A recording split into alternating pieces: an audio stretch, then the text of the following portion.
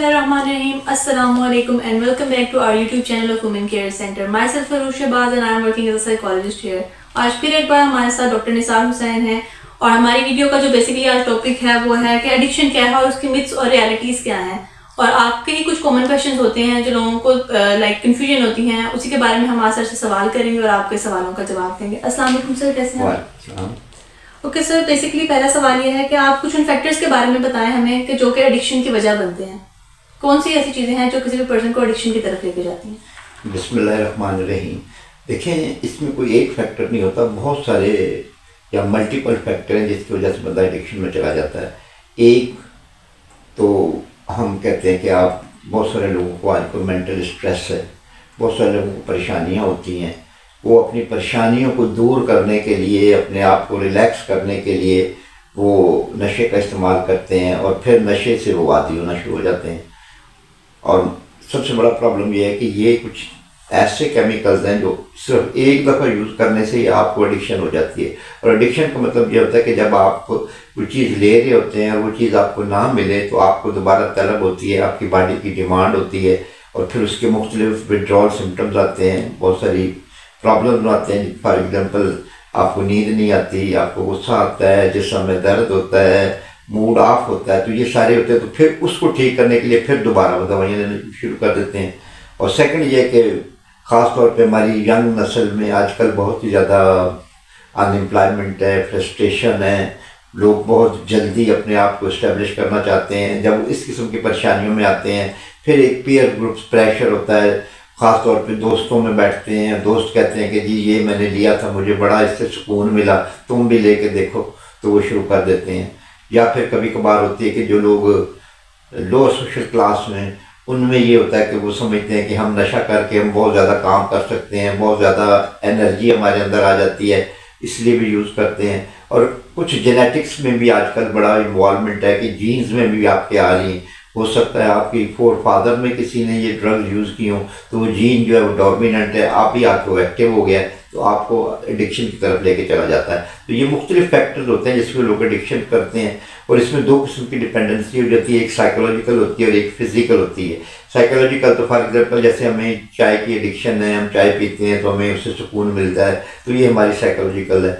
Physical में बाकायदा हमारी बॉडी की डिमांड होती है, हमें सिम्टम्स आना शुरू हो जाते हैं और उस सिम्टम्स को दूर करने के लिए फिर वो ड्रग लेते हैं और आहिस्ता आहिस्ता उनका टॉलरेंस कम होता जाता है और ड्रग का डोज बढ़ता जाता है। अगर कोई हैश का 1 सिगरेट लेता था तो फिर वो 2 पे आ जाता है, फिर वो 4 पे आ जाता है। तो इस तरह ये चीज़ें आहिस्ता आहिस्ता इंक्रीज होती जाती हैं। जी सर, इससे रिलेटेड मेरा नेक्स्ट क्वेश्चन आपसे कि हम कौन सा तरीका का इस्तेमाल करते हुए पता कर सकते हैं कि किसी बंदे को एडिक्शन डिसऑर्डर डेवलप हो रहा है या मसला मसाइल और उसकी तशखीस कैसे की जाए? एडिक्शन की सबसे बड़ी तो जो इसकी इन्वॉल्वमेंट है वो फैमिली की है। फैमिली को कम से कम इतना पता चल जाता है कि हमारे बच्चे में क्या प्रॉब्लम आ रही है।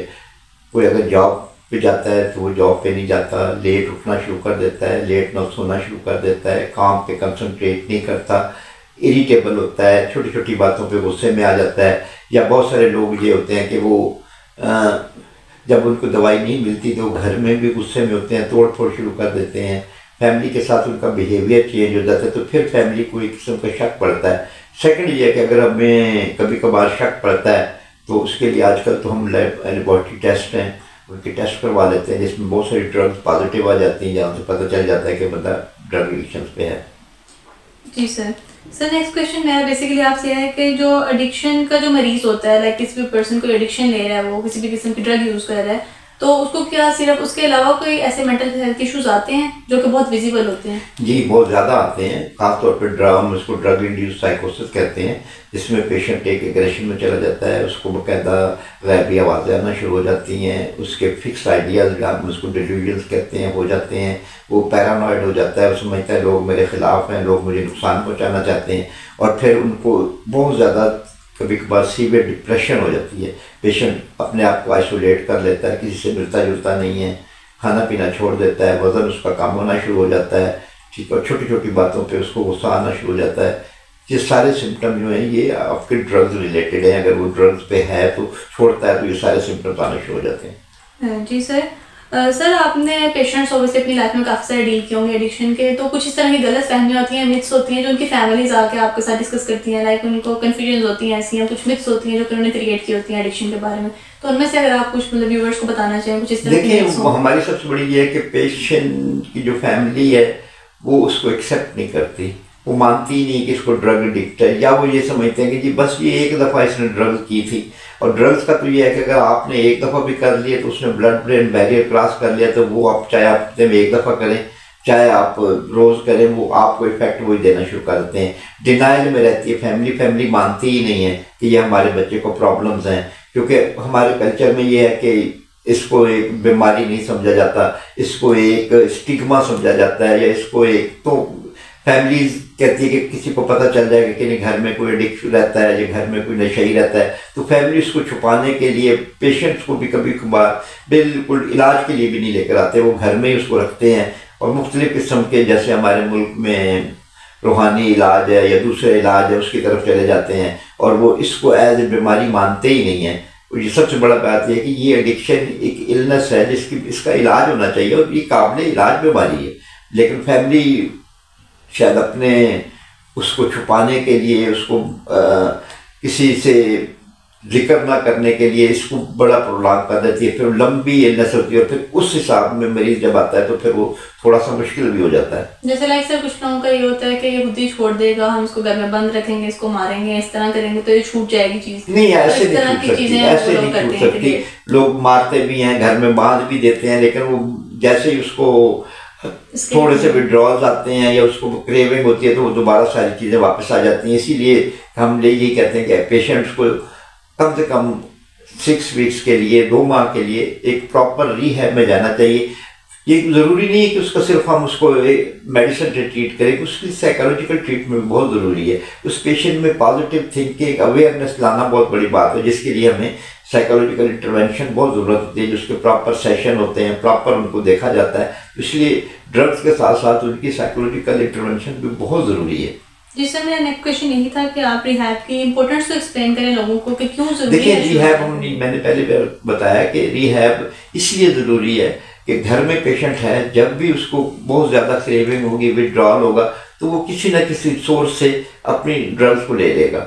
आजकल तो आप घर के बाथरूम में बैठे हुए तो आपको ड्रग्स अवेलेबल हो जाती हैं, कोई ना कोई उनका जरिया होता है, और जो डीलर टाइप लोग होते हैं वो आप जहाँ मर्जी कहें आपको पहुँचा देते हैं। रिहैब का मतलब ये होता है कि हम उसको 2 तरीके से ट्रीट करते हैं, एक तो ग्रेजुअली उसकी ड्रग्स को ख़त्म करते हैं, और एक कभी हम उसको बिल्कुल अंडर सुपरविजन उसको हम सारी दूसरी मेडिसिन देते हैं, जिससे उसकी क्रेविंग, जिससे उसके विड्रॉल कंट्रोल हो जाते हैं। और मैंने पहले भी बताया कि उसके लिए हमें उसकी जो मेंटल थिंकिंग है उसको चेंज करनी है, उसको पॉजिटिव के लिए करामत शहरी बनाने के लिए हमें दूसरे इंटरवेंशन भी ज़रूरी है, जो उनके लिए हम ख़ास तौर पे उसको इंकरेजमेंट करते हैं कि कुछ दीन की तरफ माइल हो जाए। नमाज प्रॉपर उसको पढ़ाई जाती है, साइकोलॉजिकल जो उसके लेक्चर्स होते हैं, सेशन होते हैं, वो होते हैं, मेडिसिन दी जाती है, और वो अंडर सुपरविजन होता है, इसलिए उसको ड्रग्स अवेलेबल नहीं होती, जिसकी वजह से कुछ दिन तो उसको तकलीफ में होते हैं, लेकिन हमारा मकसद ये होता है कि उसकी ज़िंदगी के बाकी दिन जो है वो आसानी से गुजरते हैं।